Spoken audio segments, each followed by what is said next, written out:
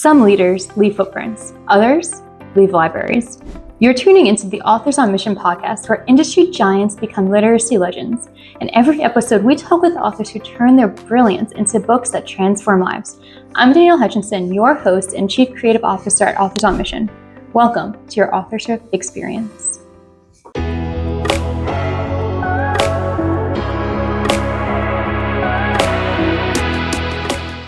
Hello, and welcome to Authors on Mission podcast, a podcast committed to delving into top-tier insights and strategies employed by established experts in their domains and who have written a book about it.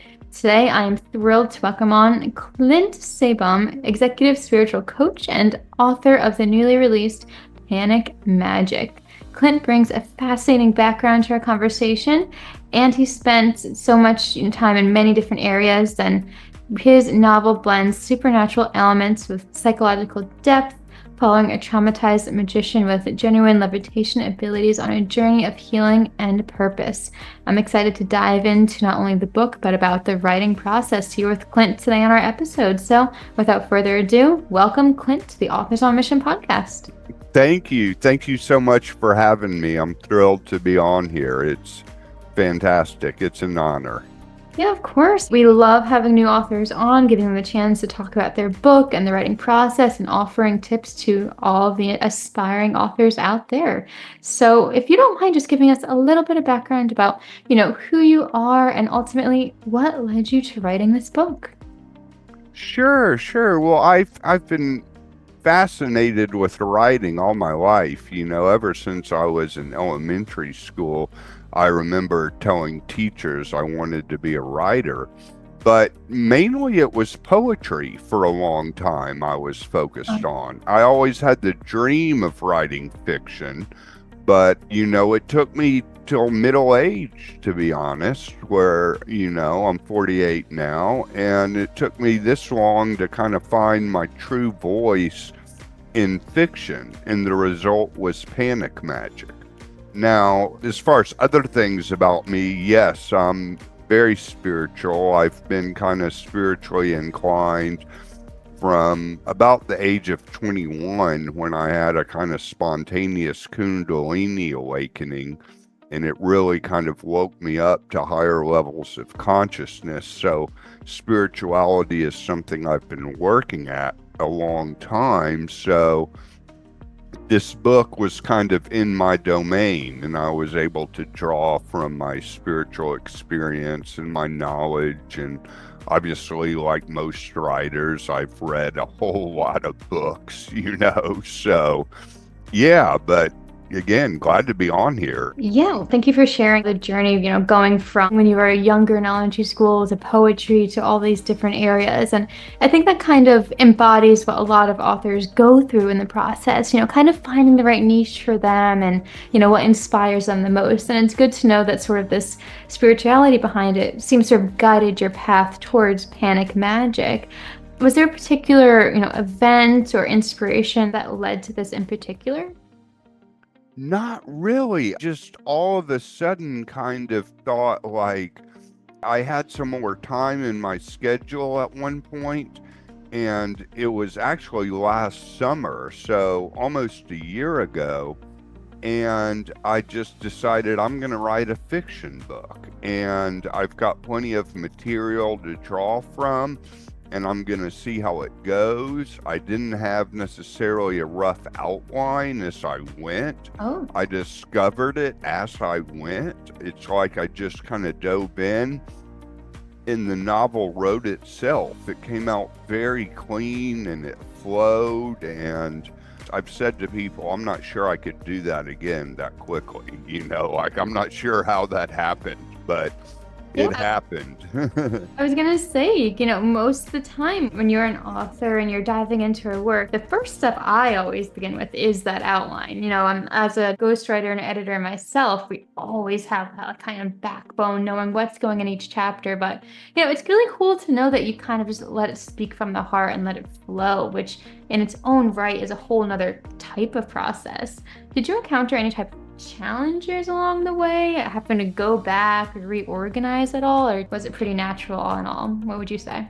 Oh no, I had to reorganize and I went back and I edited. I did all the usual stuff. I put stuff different places. I kept, one of the things was I kept changing like how the novel starts, um, I was sending it out places and I knew that places wouldn't necessarily accept it for publication unless they were kind of hooked instantly. So I wanted to have like a strong opening and I kept playing around with that and went through the whole thing. I have a good friend who kind of served as my editor going through the whole thing, who's an immaculate writer himself, and he was kind enough to be an editor before I even submitted for publication. And then ultimately I submitted for publication with Star Lore Publishing and they accepted it. And obviously they did some editing on their end and we went through a whole process together as well. And now the book's out. But sure, yeah, I did a lot of reorganizing. Yeah, I mean, hey, it's all part of the process, figuring out what works, what doesn't. It's really interesting to know, and congratulations that they, picked you up like that, the publishing company did. I know that's not an easy feat, it's a lot to go into it to make sure that it's something that they want to roll with and that, they find they want to go. I mean, so that's great. I know there's a whole debate right now, sort of like what's better, traditional publishing or self-publishing? And either way, your book's getting out there. Would you want to speak a little bit about that, sort of the process of the publishing aspect? Would you find if any challenges in that or any tips that you might want to relate over to our listeners today who might be having a little bit of a harder time getting picked up by a publisher? Oh, I would say just count on rejections and don't take rejections personally. Count on some of them not to even respond and just be just know that the ratio is very low between rejections and acceptances, I mean, so just count on the rejections and make sure you just understand it's them and what they have time and energy for their specific needs and it's not you. So I was comfortable in the beginning just expecting rejections, and that made the whole process a whole lot easier. But I do know it's even in literary journals, it's tough to get published. Like I've published in journals and it's tough to get them accepted there, and there's more rejections than you want per acceptance. So, yeah, that's my advice. Just be okay with rejection. Yeah, 100%. Whatever field you're getting into, whether it be writing or any other industry, there's going to be those rejections and those hardships that you have to be ready for. You can't let it crumble your self-esteem or anything like that. You need to take it as a learning experience. So I definitely agree with that. And to all of our listeners today, 100% amplify that and use that in your own writing and your own practices as well. As I was mentioning before, though, there's always, different options too. If a traditional publisher doesn't quite pick you up, then you also have the self-publishing areas. Authors on Mission is a little bit of a combination of both, being that we get you out there, but it's kind of like a, hands-on process. You're kind of collaborative with us. So, just pros and cons to both is what I'm trying to say there. But, segueing back to your book, we've talked all about the writing process itself, and perhaps we should have talked about the content before we dove into the process. So I'd love to kind of get into that a little bit, about the book itself. If you don't mind just sharing a little bit about it, when I was looking through it, from what I could see, it's, the character Troy, he's processing his trauma through an altered Venus. What led you to choose, Venus specifically in this role? And, what exactly led to this whole plot line? Well, I would say that a lot of it, it started off kind of based on myself, but then it kind of turned into something different. I've always liked, Greek mythology and the gods and goddesses and muses and, Venus or Aphrodite was kind of a good muse. And so I thought that that was kind of inspiration not only to write my book, but for the main character to use as well. And so, yeah, I mean, everything about that comes from my own spiritual awareness. It's not something I necessarily researched. It's very subjective. Understood. And, it's always, that common phrase, like, write what you know, right? So that's something that you've known and it's part of you. So I guess it just came naturally and that's how you were inspired by it. Another amazing tip for our listeners. So, another thing I noticed as I was looking through it is sort of your use of mechanical terms, especially when your protagonist is going through levitation. Not to spoil too much for our readers, but some of the words I was noticing is like, you're downloading the magnetic fluid and creating a negative charge. So I'm wondering, did you have any sort of system for depicting these magical powers in the scientific language? Is that purposeful, or did it kind of just come naturally based on your inspiration? Oh no, no, it's purposeful. It's all based on the work of 20th century occultist named Franz Bardon, who wrote several books, but his first main book was Initiation into Hermetics. So it's kind of a training manual in order to get magical abilities, although some practitioners of Franz Bardon would say it's less about magical abilities and more about just finding inner contentment. So I kind of based the levitation off of what Bardon describes in Initiation into Hermetics. He has the electrical fluid and the magnetic fluid, positive and negative charges. And one of the ideas, and this is stepping outside of fiction right now, this is an idea that he had for any practitioner of magic in real life, that you could basically fill yourself up with so much of the magnetic fluid that you'd become so dense that your weight would offset gravity, and those two negative charges of your weight offsetting the negative charge of gravity would cause you to levitate. And that's very much a part of his magical system. To be quite honest, I cannot levitate. Like I'm not gonna sit here behind a mysterious curtain and pretend like I can. I can't. But that's the process. That's the process to go through with that. Yeah, well, first of all, I was going to ask if you could demonstrate for us the levitating. It's pretty funny, but no, I'm sure there's an aspect of just like, the sensation of it, or, feeling it and perceiving it to be that way too, which whether or not you're physically lifting off the ground, you're still, honing in on that, like, spiritually too. So it's great that you're able to kind of portray that through Troy and the events in the book. Now, I'm wondering, in terms of the rest of this book, there's many things that occur.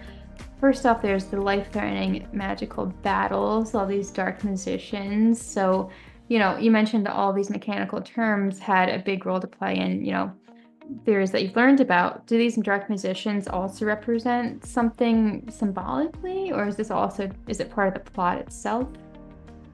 No, the Dark Magicians are part of the plot itself. I mean, I do think that it's highly possible that well, of course, I believe that there are dark magicians on this planet, and I do believe that they exist all over the world, and they can be very dangerous, and they do engage in magical attacking people from a distance using magic.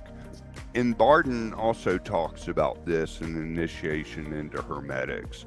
He actually talks about magical attack as something more common than I would say it is. I would say it's actually rare.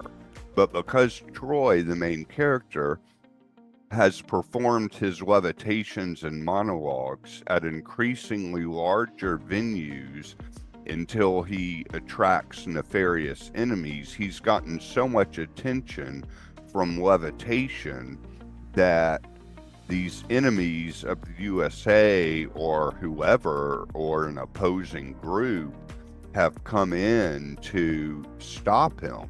And it's just like, imagine if I would go to a theater and give a show where I levitated, but it was not an illusion. I had the audience check me for strings and wires, walked up and down the aisles, having them check me everywhere and levitating on the spot, which is what the main character does.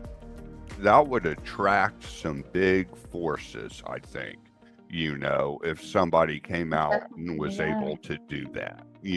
Most of the Las Vegas magic shows are just sleight of hand illusionist type stuff. But if someone was able to perform true levitation, it would attract it could attract a whole lot of different things. Yeah, definitely. Thank you for sharing that with us too. It's interesting to note, to all of our listeners out there who are authors and are writers, the way that you in particular, Clint, kind of gather these different elements from the world that you're inspired by, and you're able to combine it into this narrative piece where it all flows just so well together. But not only that, but it also touches upon, some really sensitive topics and psychological aftermath of it. Like, for example, the sexual abuse aspect of it. So I'm curious, were there any challenges that you faced in handling these elements responsibly while also serving your story? Was it a challenge to, get it out on the page and, balance it with the narrative itself at all? Not necessarily. I just kind of, took anxiety and amplified it to some degree. Trauma does lead to anxiety, and I'll be very transparent. I have suffered trauma in this life, but not in the way it's described in the book. But, I've drawn from both my own experience, my experiences with friends, books I've read, different things. I've read a whole lot of psychology, so I have, a dad actually who's a retired psychotherapist, and he was married for a while to a psychologist, so basically, I've been psychologized pretty well, so that very much helped me deal with the trauma and the mental health struggles of the main character, Troy. And I thought it was interesting to combine those two. This guy that's got these great spiritual abilities to levitate, but at the same time, in so many ways, is a nervous wreck, and combining those was actually fun, and so I didn't really blink at that. It felt like an area I was comfortable being with, sensitive, yes, but I was comfortable there. That's really good to know. And, that's kind of a talent, I would say, for any author, like taking something that's not only challenging to speak of to others, but also, that you innately experience that yourself is, it's good to know that it wasn't challenging, that it came naturally, and that you're able to share this with others, because you never know who's going to pick up the book.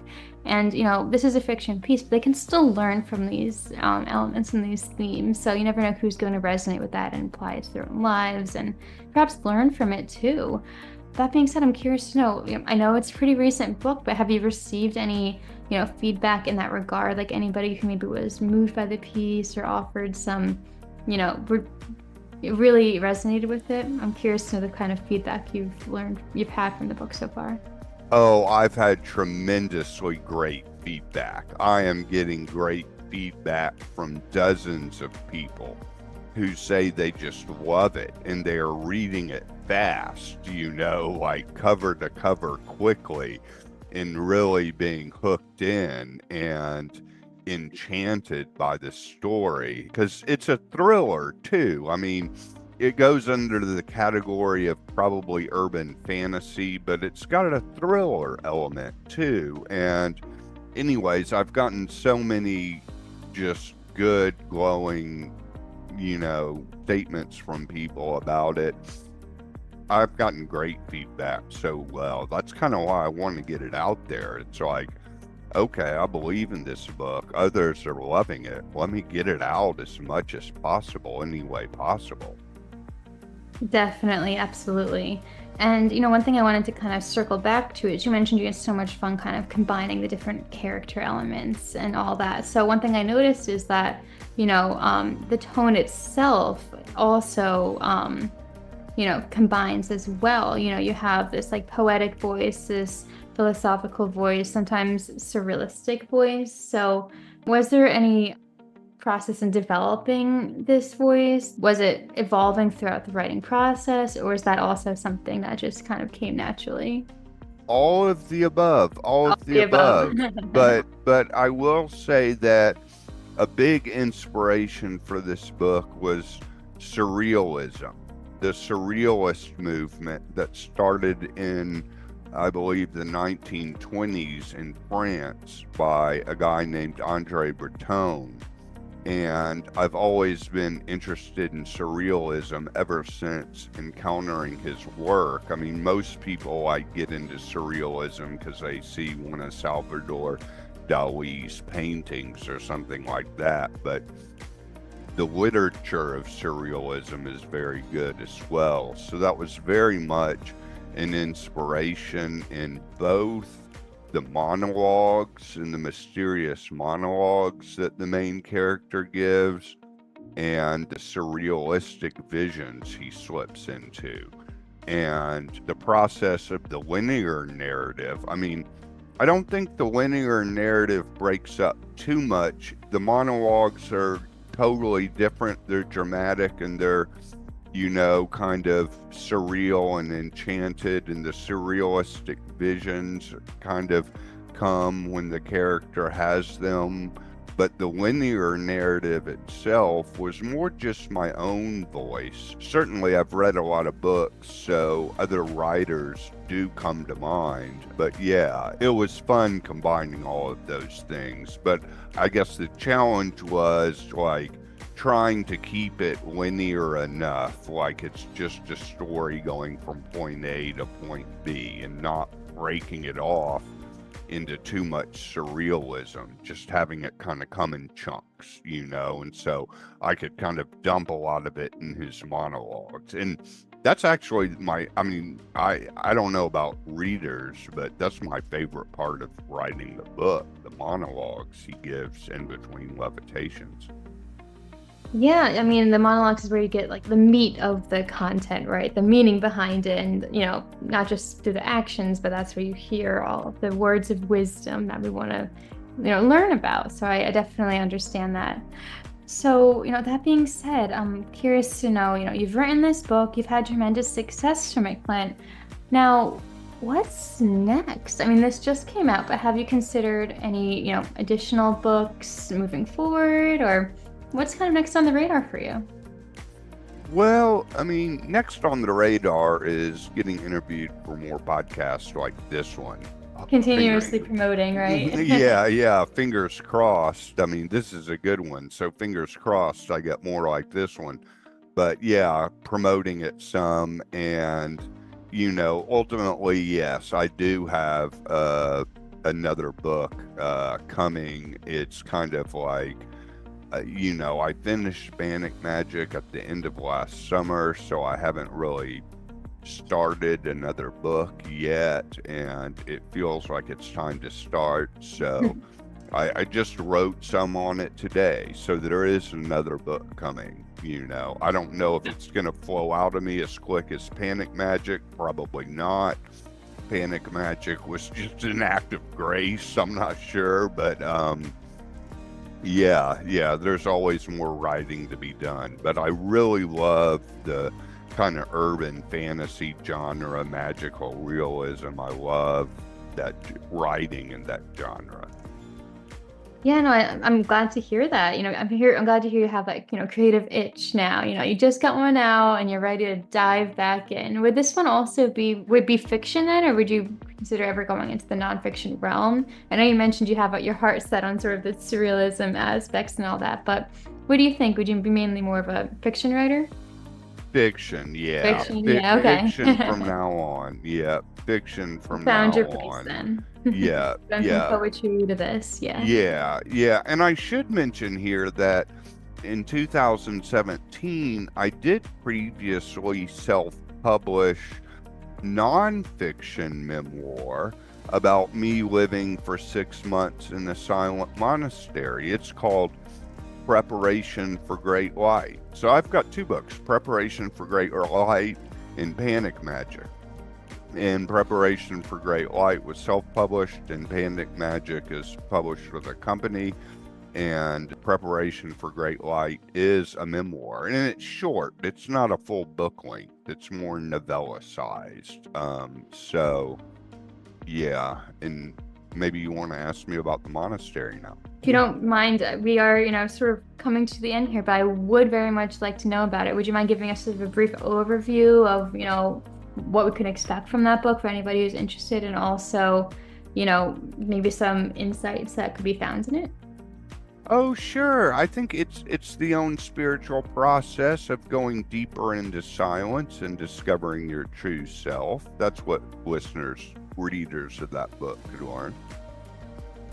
Okay, great. Yeah. So, to anybody listening today, that's if you're looking to learn a bit more of those insights, then you can pick that up as well. And Clint, these are available right on Amazon, right? For anybody who's looking to learn more about it and pick it up themselves, correct? Yeah. Go to Amazon, type in Panic Magic or Panic Magic Clint Sabom, and I'll come up. But I should just come up with Panic Magic. Yeah, there you go. It's a pretty unique title, so something that, anybody can type right in. And we'll also include a link to that then on Amazon for anyone to click right on in the description box. And Great. also, Clint, if anybody is, just inspired by you, wants to learn more from you, perhaps get in touch, how can they get in touch with you? They can get in touch with me through my website at clintsabom.com, and you can just contact me that way. Sure. There we go. Okay, so you heard it here, folks. And Clint, do you have any last bits of information or guidance to aspiring writers out there who would love to follow in your footprints and talking about this spiritual, fiction genre of writing?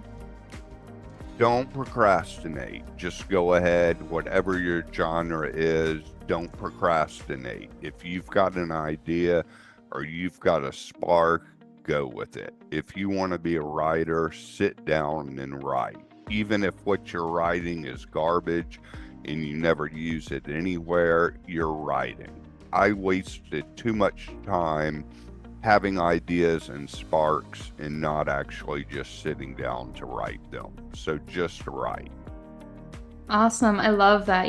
Just right. Just do it. I tell my listeners all the time, whatever it is that you think that is holding you back, whether you don't have the time or you don't think you're going to be good enough or you don't have the right idea, don't wait. I agree with you completely, Clint. And I think what people can learn from this story is, you dabbled in a couple different writing genres before you found your niche here, Just start writing. You'll figure out what you love most and, learn from Clint here. He was able to get his book out there and he's had remarkable feedback from it so far. So that's amazing to hear.